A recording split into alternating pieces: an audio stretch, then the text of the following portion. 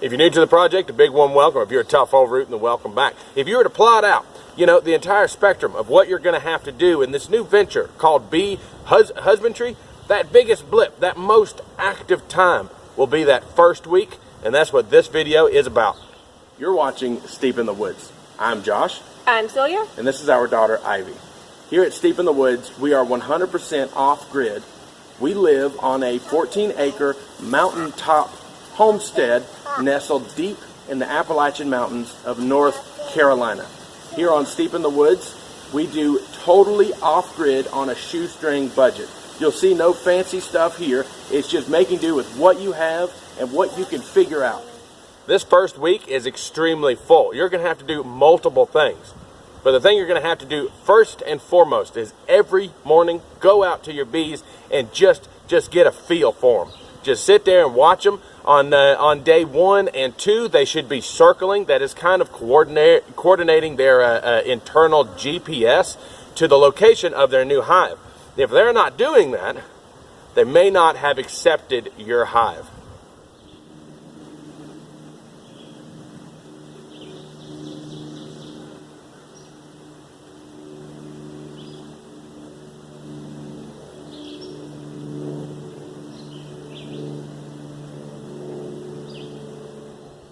Roundabouts day 3 to 5, you'll notice something that to the uninitiated beekeeper may disturb you to some level. That'll be an amount of dead bees right in front of your hive or on the ground just below it. The amount does not matter. It could be 5, it could be 25.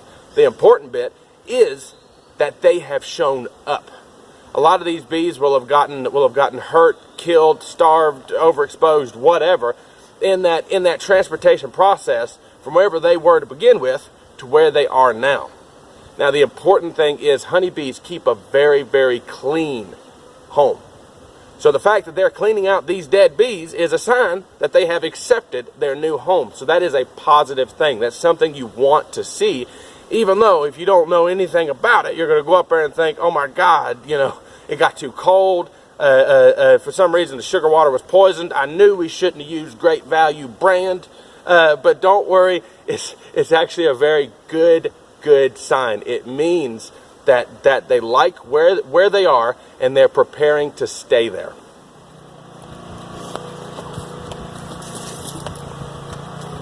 Some of those bees on that front entrance are dead, but like I said, that is a good sign.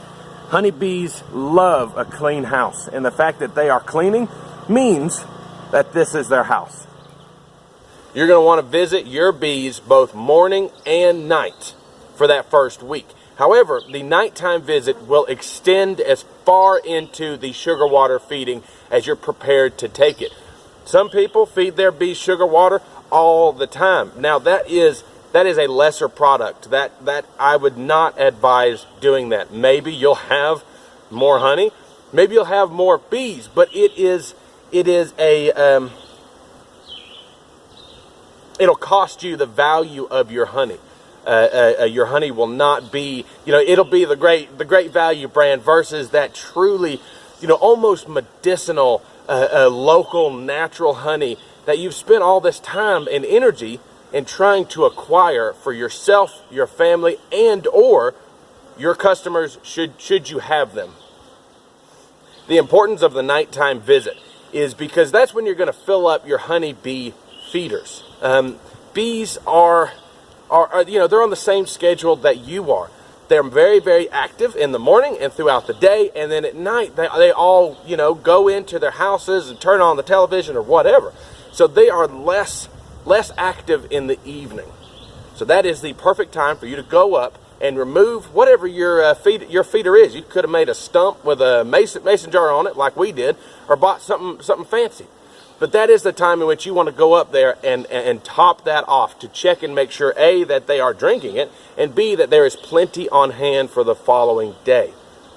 Every time your bee stings you, not that I've ever been stung, never been stung. Right now they're flying all around me. These bees, they're not going to hurt you without dramatic cause. But every time if they were to sting you, they die. So the less stress on yourself, the less stress on your hive equals the more bees you will have. So keeping them happy and sort of, going in there like a ninja in the middle of the night and getting that honey, and they don't even know it, is not only beneficial for yourself, but it's beneficial for your hives.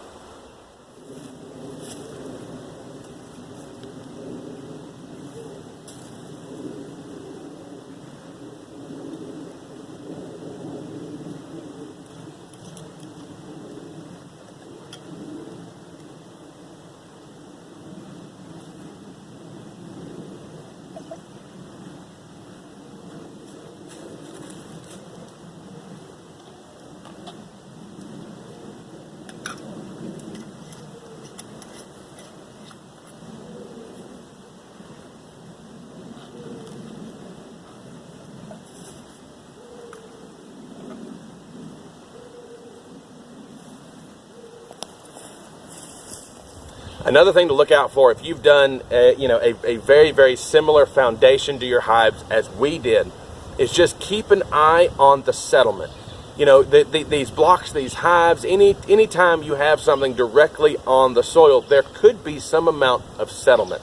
And whenever you're talking about beehives and rain and when there's water involved, you're talking about tiny little changes in that level can make a huge difference. It can flood your hive. It can cause dampness problems, anything like that. That's one of the main reasons why we put this giant roof on them. Giant, respectively. I mean, it's not like a huge roof, but it's way bigger than the one that they came with. Is because dampness is just, you don't want to live in it, and they don't either. So keeping them dry is important. If your hive gets off kilter just slightly, that can allow in water and really increase the dampness factor of your hives. So keep an eye, and if you need to shim them, use shingles.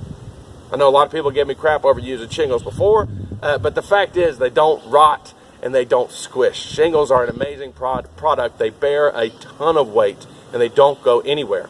For you to go under your average trailer or your house, you'll see they're using these little wooden shims, right? Not even salt-treated shims. Those are horrible. They're one of the worst ways to level a situation, especially in a crawl space. As the moisture goes up, they can expand, they can rot, they can mold. As the moisture goes down, they can shrink. But the humble shingle, man, never does any of that. It's an amazing thing to use were you to try to level something that matters. So for me, my hive settled just slightly in the back, and we're talking a very, very small amount. So I just took a piece of shingle, cut it to size, folded it over, and slipped it in the back of the hive to correct that leveling issue.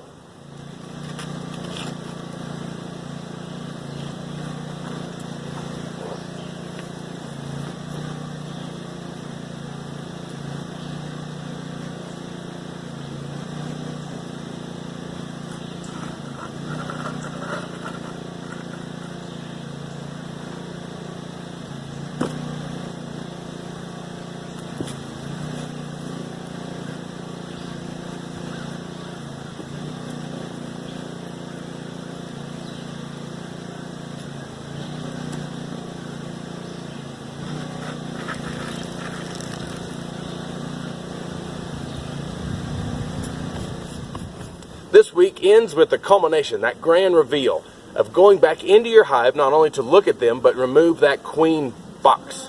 This is not a huge deal. Just be sure to use sugar water and not a smoker. What the smoke does is tell your bees there's a fire, eat all your food, and get ready to boogie. Don't do that. They don't have a lot of honey, and they aren't even really, acquainted with their hive yet. So you don't want to give them any signs to take off and leave. They have no honey to eat. They have nowhere to go. They may not even really like their hive. So use the sugar water and just spray them down really good. Pull out that box. Make sure the queen is still not in it. Set it wherever. You can toss it. You can put it in a picture frame. That doesn't matter. Close everything back up and pat yourself on the shoulder because you got through that first week.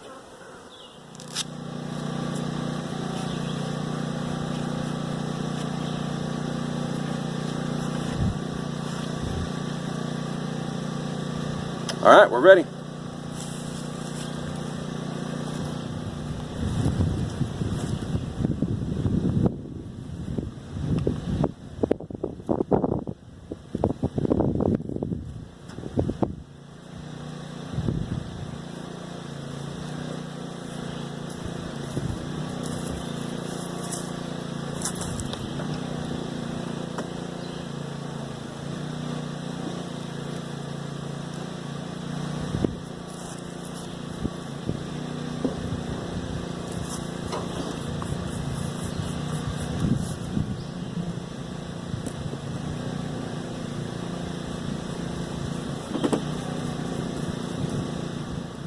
Look at this.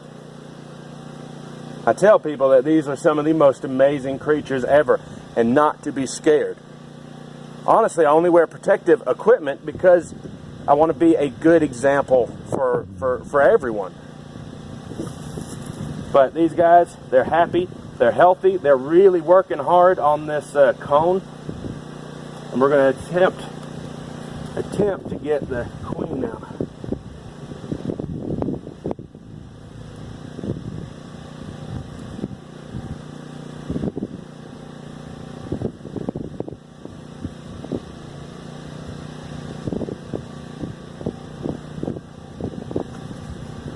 Oh, the queen is not out. Oh, she is. All right, so the queen is out of her box. That threw me off because there's bees in it. But they're just in there eating that last little remnant of honey.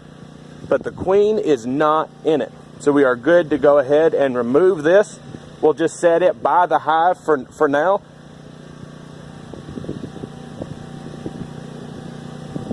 And that's it. That's wonderful. That's amazing. Look at these guys.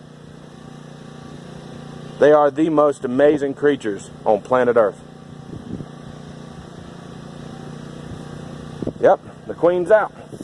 So we'll just set them right here at the front of their hive, just so these guys don't get too confused. We want them to go back in this hive.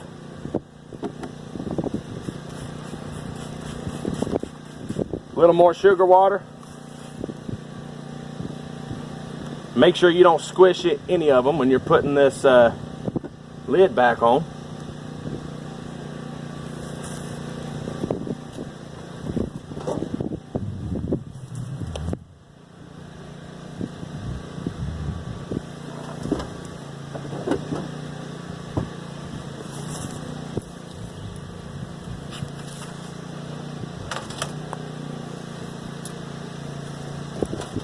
And it's that easy. I mean, just so incredibly easy. There's no reason not to farm bees. The bricks are also here not only to stop some vibration that may come from our larger roof, but also make it harder for things such as coons or possums to pull this off and therefore gain access to the hive. All right, that's one I'm done. Let's go do the second one.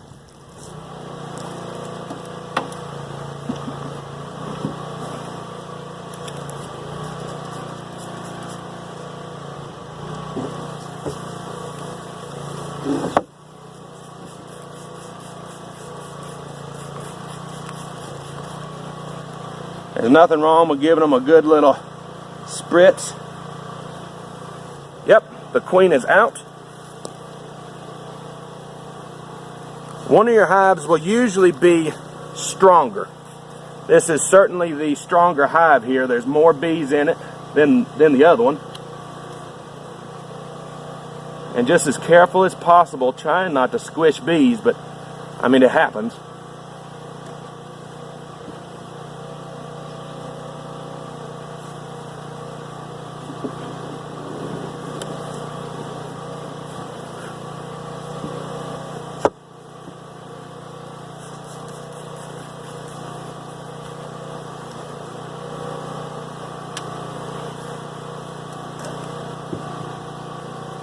And just as careful as possible. Like I say, bees will get squished, but as long as you're doing what you can to avoid it, you're not at fault. And we are good. Put our block back on it. And there we have it. That was easy. So easy. So there you go. Didn't get stung once. Wasn't this huge swarm. It wasn't a life-threatening situation for me. Bees are amazing. They're very, very docile. They're very, very calm. And they're very, very soft.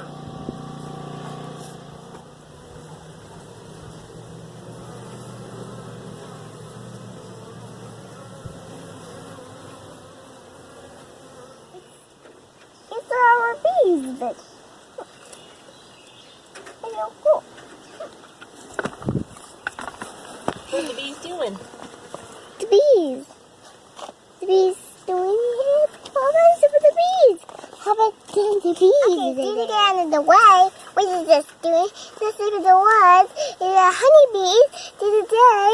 What is that? The honeybees. To the day. The flowers. Yay!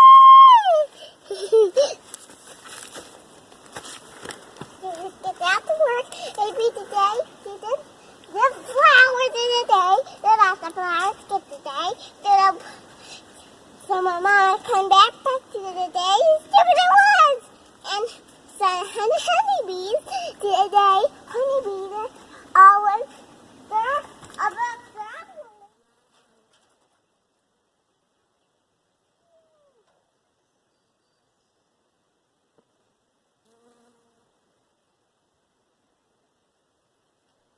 There you go. It's that simple. It's that easy. If I can do it, anyone can do it. And this is the most intense week.